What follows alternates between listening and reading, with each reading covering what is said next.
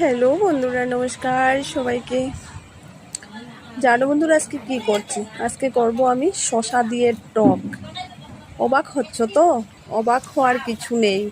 যারা জানো শসার টক তারা তো জানোই, আর যারা জানো না তোমরা সত্যি অবাক হবে যে শসা দিয়ে আবার কিভাবে টক হয়। হ্যাঁ গো হ্যাঁ, শসা দিয়ে টক হয়।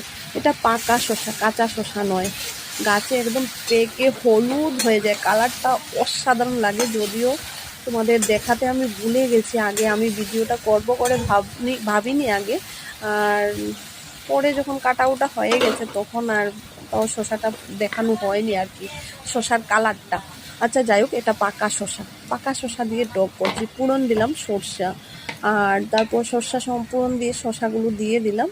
আর তারপর নুন আর হলুদ দিয়ে একটু নাড়াচাড়া করবো। নাড়াচাড়া করে আমি 10-15 মিনিটের মতো ঢেকে দেবো, যাতে শসাটা সেদ্ধ হয়ে যায়।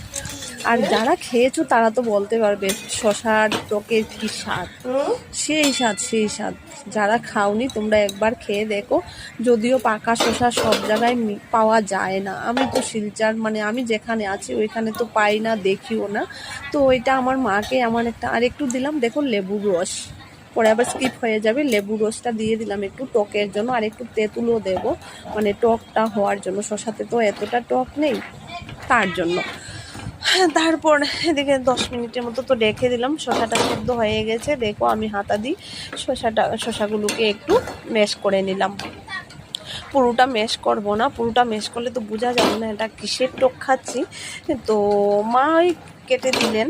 মা বলছেন যে সর আমি রান্না করি। আমি বলছি না মা, আমি করি।